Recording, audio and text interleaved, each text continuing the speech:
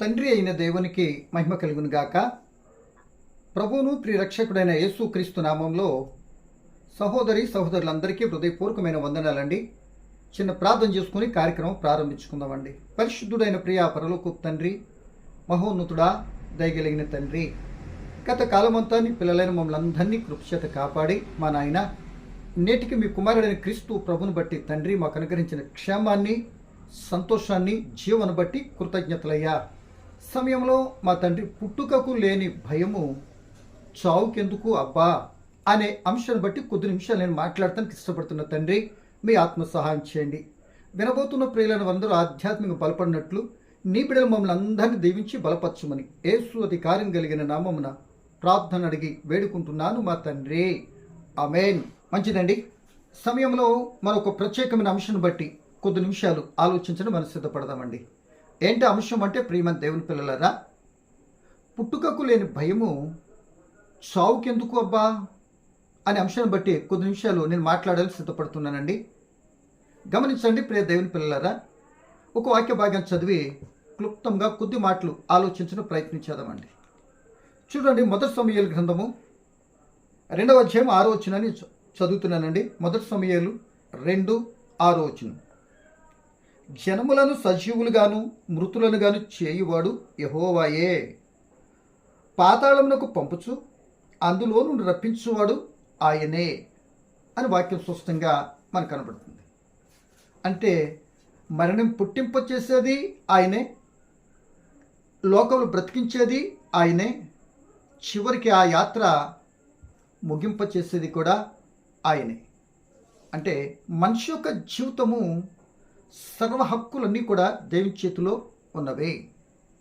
మనకు మాత్రము ఎప్పుడు పుడతామో, ఎంతకాలం బ్రతుకుతామో, ఎప్పుడు చనిపోతామో మనకి ఏది తెలియదు. తెలియకపోయినా మనం బ్రతికేస్తూ ఉంటాం. కానీ ఒకటి మాత్రం వాస్తవం, ఏదో ఒక రోజున మనందరం చనిపోతామనే సంగతి మాత్రం వాస్తవం. కానీ దాని కొరకు సిద్ధపడకపోవటమే మన యొక్క బలహీనత. కనుక సమయంలో ప్రియ దేవుని పిల్లలారా, గమనించండి, 84 లక్షల జీవరాశుల్లో మానవుని పుట్టిక శ్రేష్టమైనది. ఎందుకంటే ఆ జీవరాశులన్నిటికీ ప్రాణం ఉంది, కానీ ఆత్మ లేదు. మనకైతే ఆత్మ ఉంది. సో ప్రియమ దేవుని పిల్లలారా, ప్రకృతిలో ఉన్నటువంటి సమస్తము జీవరాశులు ఏవంటే కానీ అవన్నీ కూడా మానవుని కొరకే దేవుడు సృష్టించాడు. మనం అందరము దేవుని కొరకే. కనుక ఇవన్నీ అనుభవించుకుంటూ పుట్టించిన ఆయన కొరకు బ్రతకటమే ఆ యొక్క బ్రతుకు విలువ తెలిసినటువంటి వ్యక్తి. పుట్టడానికి ఏం పడుతుందంటే తొందరపడతాము, బ్రతకటానికి ఆరాట పడతాము, చనిపోవటానికి భయపడుతూ ఉంటాం. ఇవన్నీ ఏవి జరిగినా చివరి యాత్ర ముగింపు మాత్రం ఎవరూ ఆపలేరు. అందుకే లేఖనం మనం ఆలోచించినట్టయితే ప్రియమ దేవుని పిల్లలారా, ఒక వ్యక్తి ఏమన్నాడంటే, కళ్ళు తెరిస్తే జననమురా అన్నాడు, కళ్ళు మూస్తే మరణమురా అన్నాడు. అంటే మనిషి యొక్క జీవితము రెప్పపాటేరా, ఆ కొద్ది జీవితం మనిషి యొక్క జీవితం అన్నాడు. అంటే ఇది ఎంత వాస్తవంగా ఉందో చెప్పనా ప్రియమ దేవుని పిల్లలారా. దేవుని వాక్యం కూడా దీన్ని ఖరారు చేస్తుంది. ఏమని? మనిషి జీవితము నీటి బుడగ, అంటే నీటిపైన బుడగ లాంటిది. ఏమండి, ఇది ప్రియమ దేవుని బిడ్డలారా ఇంతలో కనబడి అంతలో మాయమైపోయే ఆవిరి లాంటిది. అంతేనా ప్రియమ దేవుని పిల్లలారా? మీరు గమనించినట్లయితే ఏంటండి, ఇంతలో కనబడి అంతలో మాయమైపోయి ఆవిరి లాంటిది, నీటి బుడగ లాంటిది, ఒక గడ్డి పువ్వు లాంటిది. ఇలా ఈ విధానంగా ఇంతలో కనబడి అంతలో మాయమైపోయేది అండి ఇది. కనుక ఈ జీవితం ఇంత డెలికేట్ ఎంత టైంలో జరుగుతుంది అని అంటే, కళ్ళు తెరిస్తే మనం చూస్తాం, కళ్ళు మూస్తే అంతే సంగతులు, చనిపోతాం. ఇది నీటి బుడగ లాంటిది. అందుకే యాకోబు 4:13-14 అంటాడు ఈ మాట. ఏంటి? ఆవిరి లాంటిది జీవితం. కనుక ప్రియమ దేవుని పిల్లలారా, కళ్ళు తెరిస్తేనే జననం, కళ్ళు మూస్తే మరణం. ఇదే రెప్పపాటిదేర జీవితము అంటే చక్కగా సరిపోయింది కదండి. సో మరొక మాటగా చూస్తే ప్రియమ దేవుని పిల్లలారా, మనిషి పుట్టినప్పుడు భూమిపైన ఉంటాడు, మనిషి మరణిస్తే భూమి క్రిందకి వెళ్తారు. ఇదేరా జనన మరణానికి తేడా అన్నాడు మరొక వ్యక్తి. కనుక ప్రియమ దేవుని బిడ్డలారా, బాగా గమనించాలని ప్రభుని బట్టి మీకు జ్ఞాపకం చేస్తున్నా. ఇంకా మనం ఆలోచించినట్లయితే మనిషి ప్రేదేని జీవితం పుట్టుకతోనే, ఈ భూలోకంలో పుట్టుకతోనే మనిషి జీవితం మాత్రం ప్రారంభం కాదు. లేక మరణంతోనే తన జీవితం ముగింపు అయిపోయింది అంటానికి ఛాన్స్ లేదు. ఈ మాట బాగా బాగా ఆలకించాలి. మరలా చెప్పనా, మనిషి పుట్టుకతోనే, అంటే ఈ యొక్క జీవితం పుట్టుకతోనే అతని జీవితం ప్రారంభం కాదు. లేక ఈ యొక్క భూలోక యాత్రలో ముగించినటువంటి జీవితం ముగించేస్తే అంతటితోనే ముగింపు అయిపోలే. మరొక జీవితం ఉన్నది. అంటే ఈ భూలోకానికి రావక్రితం ప్రతి మనిషి కూడా మన తండ్రిలో ఉన్నాం, పరలోకపు తండ్రిలో ఉన్నాం.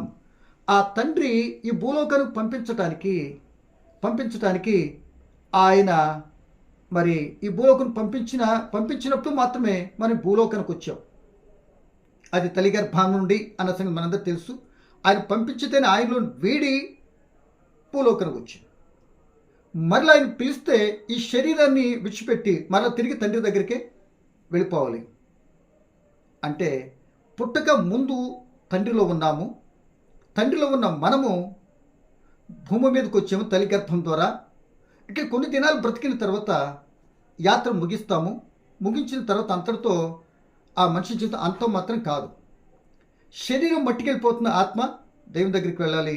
ఆత్మకు మాత్రం మరణం లేనే లేదు అన్న సంగతి మనందరికీ తెలుసు. కనుక ప్రియమ దేవుని పిల్లలరా, ఆలోచించవలసిన విషయం ఏంటంటే, ఇక్కడ మనం ఆలోచించుకోవలసిన పరిస్థితి ఏంటంటే, మరణము అనేది తప్పనిసరిగా మనకు వస్తుంది. నీతిమంతులకైనా అవినీతిమంతులకైనా మరణం వస్తుంది. మరణించిన తర్వాత పాతాళానికి వెళ్ళిపోతాం. పాతాళానికి వెళ్ళిన తర్వాతనే అదే ఇప్పుడు మరణంతో జీవితం ముగింపు కాదంటే కొద్దిపాటి ఎవరన్న పాతాళంలోకి వెళ్ళిన తర్వాతనే ఆత్మ అక్కడ భూలోకం మనం జీవించే జీవితంపై పాతాళంలోకి వెళ్ళిన తర్వాత దాని ఫలితం అనిపించే విధానం అక్కడ కనబడుతుందండి. అంటే ఆయనకి అనుకూలంగా జీవిస్తేనేమో పరదేశంలో నెమ్మది పొందే స్థలంలో ఉంటాం ఆత్మ. లేదని ప్రతికూలంగా జీవిస్తేనేమో ఎక్కడ ఉంటామంటే నరకంలో యాతన పడుతూ ఉంటాం. ఇది మనకు ఎలా తెలుసండి అని అంటే, యేసుప్రభు చక్కటి ఉపమాన రీతిలో వాస్తవాతీత గాథను ఆనాటి కాలంలోనే మొదటి శతాబ్దంలో తెలియపరిచారు. అది ఎవరు అంటే, లోకసువార్త 16వ అధ్యాయం చదువుకుంటే ధనవంతుడు లాజరు. అంటే బ్రతుకున్నప్పుడు జీవితం చెప్పాడు, చనిపోయిన తర్వాత జీవితం ఎక్కడున్నారో ఎక్కడికి వెళ్ళారో వివరించారు అనే సంగతిని మనకు అర్థమవుతుంది. అంటే మరణించిన తర్వాత మరో జీవితం ఉన్నది అంటానికి ఆ ధనవంతుడు లాజరు యొక్క స్థితిని ప్రస్ఫుటంగా మనకు కనబడుతుంది. యేసు ప్రభు చెప్పేంతవరకు ఆనాటి ముందున్నటువంటి వారికి, మొదటి శతాబ్దం ముందున్న వారికి మరణం తర్వాత ఏం జరుగుతుందో ఎవరికి కూడా తెలియదు. సో ఇవన్నీ మనం ఎందుకు అంటున్నామంటే, మరణించిన తర్వాత దేని పిల్లలరా, మరణించిన తర్వాత తప్పనిసరిగా ఆ మరణపు విలువ తెలిస్తే, చనిపోతామని తెలిసినప్పుడు సిద్ధపడేటువంటి జీవితం ఎవరైతే ఉంటారో వారు క్రీస్తు ప్రభు చూపిన మార్గంలో నడుస్తారు. అప్పుడు అలా నడిచినప్పుడు ఆ క్రీస్తు ప్రభు నడిచిన మార్గంలో నడుస్తూ కారణంగా వారు బ్రతుకులో చనిపోయిన తర్వాత ఆనందించే స్థలానికి వెళ్తారు, కానీ బాధపడే స్థలం వారిలో ఉండడానికి అవకాశం ఉండదు అని మనం గ్రహించాలి. యేసు ప్రభుల వారు కూడా తండ్రి యొద్ద నుండి పంపబడ్డాడు. ఆ పంపబడిపోయి కన్యమరి గర్భన భూలోకానికి వచ్చాడు. మనందరికీ తెలుసు ఆయన పంపబడే చిత్తం ఏది ఉందని నెరవేర్చాడు. యేసు ప్రభు గురించి హెబ్రీ పత్రిక 10:5 అంటాడు, నీ గ్రంథపు చుట్టూలో నా గురించి ఏమైతే రాసుకున్నావో అది నెరవేర్చడానికి వచ్చాను తండ్రి అంటాడు. ఆ నెరవేర్చటంలో ఉన్న భాగమంతా కూడా ఆయన చిత్తానుసారం పాపం అంటకుండా పాపలోకంలో జాగ్రత్తగా బ్రతికి ఆయన చిత్తాన్ని నెరవేర్చి యోహాను సువార్త 17వ అధ్యాయంలో అంటాడు, తండ్రి నీవు నాకు అప్పగించిన పనిని సంపూర్ణంగా నెరవేర్చేశాను. నాకు మొదట్లో నీ దగ్గర ఏ మహిమైతే ఉందో ఆ మహిమతో నన్ను మహింపచ్చు అంటాడు 17:4-5-6 వచనాలు. సో ఇంకా మనం మాట్లాడుకున్నప్పుడు దేని బిడ్డలారా, తన యాత్ర ముగింపు కాలం కూడా ఇక్కడికి వచ్చినటువంటి యేసు చెప్పిన మాట ఏంటంటే, తండ్రి నా ఆత్మని చేతికి అప్పగిస్తున్నాను అని తన యాత్ర ముగించినట్లుగా ఆ యాత్ర ముగింపు ఉన్నది కనుక యాత్ర ముగించగానే నెమ్మది పొందే స్థలంలో అది ధన్యకరమైనటువంటి మరణంగా మనకు కనబడుతుంది. కనుక ప్రియ దేవుని పిల్లలారా, బాగా గమనించాలని ప్రభుని బట్టి మీకు జ్ఞాపకం చేస్తున్నా. అంటే పుట్టుకతో వచ్చిన మనం ఆయన చిత్తానుసారంగా నడిస్తే మరణానికి ఇంకెవరు భయపడరు. మరణానికి భయపడవసరం లేదు. మరణిస్తే ఏం జరుగుతుందంటే ఆత్మ శరీరం విడిపోతున్నాయి. శరీరం మట్టికెళ్ళిపోతే ఆత్మ దేవుని దగ్గరికి చేరాలి. కానీ అలా చేరాలి అంటే క్రీస్తు ప్రభు చూపిన మార్గం ఏదైతే ఉందో ఆ మార్గంలో ఎవరైతే నడుస్తారో వారి ఆత్మలు మాత్రమే నెమ్మది పొందే స్థలానికి వెళ్ళటానికి మరి అవకాశం ఉందండి. మరణించక ముందే భూమి మీద ఉన్నప్పుడే అది సిద్ధపరచుకోవాలి, ఏమండి, డిసైడ్ అయిపోతుంది అనే సంగతిని కూడా గమనించుకోవాలి. కనుక ప్రేమ దేవుని పిల్లలారా, ఇక్కడ ఆలోచించవలసిన విషయం ఏంటంటే, దేవుని నుండి వీడి వచ్చినట్టు ఏ ఆత్మ అయినా మరలా తిరిగి పరలోకానికి వెళ్ళాలి అన్నాం కనుక పరలోకానికి వెళ్ళి దేవునిలో కలిసిపోవు. ఏ ఆత్మ అయినా వేరువేరుగా ఉండాల్సిందే. ఒక్కసారి దేవుని వీడిన ఆత్మ మరలా దేవునిలో కలవటానికి అవకాశమే ఉండదు. ఉదాహరణ, నేను మా అబ్బాయిని కనండి, మా అబ్బాయిని ఆలోకొచ్చేస్తాడా, కలిసిపోతాడా? ఆయన చేసిన దానికి ఆయన శిక్ష, నేను చేస్తున్న దానికి నేనే శిక్ష, అంతే కదా. కలిసిపోవటాలు ఉండవు అనేది కూడా మరొకసారి గమనించుకోవాలని ప్రభుని బట్టి నేను జ్ఞాపకం చేస్తున్నా. కనుక ఈ సమయంలో మరణము పౌలు గారికి అర్థమైనది కనుక ఏమంటాడంటే, మరణించడం భయపడలే. మరణములో ఏముందో ఆయనకి అర్థమైంది కనుక ఆయన జీవితంతో పుట్టుగా ఎంతో ఇబ్బందికరమైన ఆ పౌలు గారి జీవితంలో పోరాటంతో తన జీవితంతో జీవించిన చివరికి మరణం అని ఏమన్నాడంటే, నాకు లాభము. ఇక మహాజ్ఞాని సోల్మన్ గారు అయితే అది మేలు, ఇక యోహాను గారు అయితే అది ధన్యకరము, విశ్రాంతిలో ఉంటారని ఇన్ని మాటలు చెప్పబడ్డాయండి. కనుక ఇటువంటి మేలుకరమైన విషయానికి భయపడుతూ ఉంటాం, బ్రతకటంలో ఎంతో పోరాడుతూ ఉంటాం, పుట్టడానికి ఎంతో ఆరాటపడిపోతూ ఉంటాం. కనుక దేని బిడ్డలారా, చాలా పర్యాలు పుట్టుకతోనే మనం ఏడుస్తాం, బ్రతుకుతూ ఏడుస్తూ ఉంటాం, చనిపోయిన తర్వాత అందరిని ఏడిపించిపోతాం. కనుక అలా కాకుండా దేవుని చిత్తాన్ని బట్టి దేవుని కొరకు బ్రతికేటటువంటి వారు మరణాన్ని గురించి భయపడవసరంలా. నీతిమంతుల మార్గంలో మరణమే లేదు, ఏముంది, నిత్య జీవం ఉంది. కనుక పుట్టుకకు లేని భయము చావుకెందుకు? పుట్టాలి అని నిర్ణయించినట్టు వారు పుట్టిస్తాడు. కాల వ్యవధిలో ఇచ్చిన టైంలో ఆయన కొరకు మనం బ్రతికితే ఆ తర్వాత ఆయన ముగింపు చేసేటప్పుడు నెమ్మది పొందే స్థలానికి ఆయనే నడిపించుకుంటాడు. కనుక పుట్టడానికి లేనటువంటి భయం, చనిపోవటానికి ఎంతో భయం వస్తున్నది అని అంటే ఇంకా సరైన రీతిలో దేవుని కలిగి నువ్వు జీవించట్లేదని అర్థం. దేవుని చిత్తాన్ని బట్టి ఎక్కడో ఇంకా పాప సంబంధమైన లోకాన్ని జుర్రుకు తినాలి, లోకములు ఏదో సంపాదించుకున్నటువంటి విధానంలో బ్రతుకుతున్నవేమో చూసుకో. అంటే ఎంత త్వరగా మన ప్రయాణం యొక్క యాత్రలోనికి వచ్చాం, ఎంత తొందరగా మన యాత్ర ముగించి మనం ఎక్కడి నుండి అయితే వచ్చాం పరలోకం చేరిపోయిన ఆతృతో ఇక్కడ ఏ పాపం అంటకుండా యాత్ర కరెక్ట్గా ఆయన చిత్తానుసారం ముగించడానికి సిద్ధపడిన వ్యక్తికి మరణం అంటే భయం ఎందుకుంటుందండి? మరణం అంటే భయపడదు. అదే పౌలు గారు చెప్తున్నారు, మరణం అంటే చావు అంటే ఎందుకు భయపడాలి? వస్తుందని తెలుసు కదా, దాన్ని సిద్ధపడిపోవాలండి. ఈరోజు వస్తే సంతోషం, అయ్యా నీకు వందనాలు, నేను వచ్చేస్తా అన్నట్టుకు ఉండాలి. వచ్చేస్తాను అంటున్నా అంటే నీకు ఇచ్చిన టైంలో అంతా ముగించే పనంతా ముగించేటటువంటికి యేసు ప్రభులాగా ఇదిగో నువ్వు నాకు అప్పగించినంత ముగించేసినంత ఆ రేంజ్లో ఆ విధానంలో మనం బ్రతికేటటువంటి వారిగా ఉండటానికే యేసు ప్రభు చూపించి మరణించి మరొక జీవితం ఉందని చెప్పాడు కదండి, చూపించాడు కదా. కనుక ఈ సమయంలో ప్రియమైన బిడ్డలారా, పుట్టుకకు లేని భయము మరణానికి ఎందుకు? వస్తే తన పని తను చేసుకెళ్ళిపోద్ది. పుట్టుకొస్తే భూమి మీదకి వస్తాం, ఏమండి, మరణం అయితే వచ్చి టాటా బాయ్ పలకరించి వెళ్ళిపోదు, మనల్ని తీసుకొని వెళ్ళిపోద్ది. సిద్ధపడదాం, భయపడవసరం. ఏదో ఒక రోజు వస్తాయి, ఆ రోజు ఈ రోజు అనుకుని సిద్ధపడదాం. సిద్ధపడాలి అంటే దేవుడిచ్చిన పనంతా కూడా ముగించినటువంటి వ్యక్తిగా నా జీవితాన్ని, మన జీవితాన్ని జాగ్రత్తగా కాపాడుకుంటా ఆయన చిత్తానుసారం బ్రతికేటటువంటి వ్యక్తులుగా మనం ఉంటే మరణానికి ఎప్పుడు భయపడమండి. అందుకే యేసు ప్రభు మరణాన్ని వెతుక్కుంటూ విషయం వెళ్ళాడు కదా. ఆయన చిత్తంలో ప్రణాళికలో ఉంది ఆ మరణం, కనుక నేను దాన్ని ఆస్వాదించుకుంటూ వెళ్ళి మరణించాడు. ఏమండి, కనుక ఈ రోజున మీరు నేను మనం మరణించే లోపల మరి మన జీవిత యాత్ర ముగింపు అయిపోతే ఎక్కడ ఉంటుంది? నిత్య నరకానికి వెళ్ళిపెట్టుందా మన జీవితం? నిత్య పాతాళంలో నెమ్మది పొందేటటువంటి స్థలంకి వెళ్ళేటట్టుందా చెక్ చేసుకున్నాలి.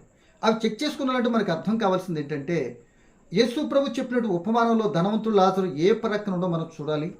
సో వాటన్నిటికంటే మినయని జీవితం ఏదంటే యేసు ప్రభు చూపిన మార్గమే మనకి శ్రేష్టమైంది. ఆయన జీవించి ఎలా మరణించి నెమ్మది పొందే స్థలానికి వెళ్ళాడు.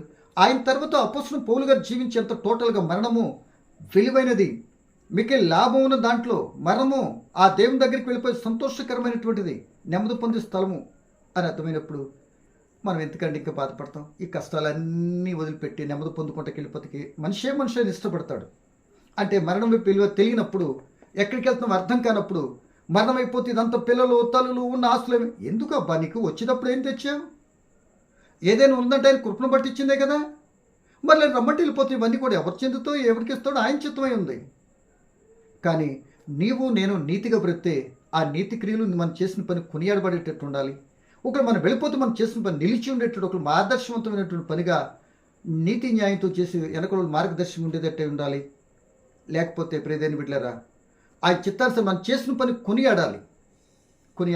చేసేటట్టు ఏముండయో చూసుకుని ఏది ఏమైనా ఈ చిత్తానుసారం నీతికి యథార్థ బ్రతికే కృప మరణం తప్పనిసరికి వస్తుంది కనుక దేవాని స్తోత్రాలు. అప్పటికి మనం చెక్ చేసుకొని పాపం అంటాను వారిగా దేవా ఇటు మంచి జీవితం చెని స్తోత్రాలు.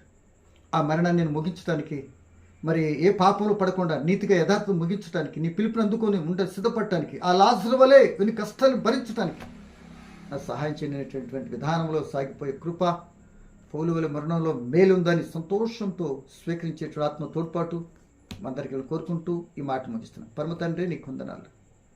ఏదో ఒక రోజు మమ్మల్ని పిలుస్తారు, యాత్ర ముగించాలి అన్న సంగతి తెలుసు తండ్రి. ఎప్పుడో తెలియకపోయినా మీరు పిలిచిన పిలుపుని అందుకొని సంతోషం యాత్ర ముగించి నెమ్మది పొందే స్థలానికి వెళ్ళటానికి మీరు చూపిన మార్గంలో నడుస్తూ మీ పిలుపుని ఎందుకుని యాత్ర ముగించే బిడ్డలుగా ఉండటానికి నన్ను మమ్మల్ని ఆయత్తపరచండి. ఒకవేళ వ్యతిరేకమైన స్థితిలో ఉంటే సరి చేసుకుని కృపనిమ్మని, మీ చిత్తాన్ని సాగిపోయే భాగ్యాన్ని ప్రసాదించమని యేసు నామమున అడుగుచున్నాను తండ్రి. ఆమేన్.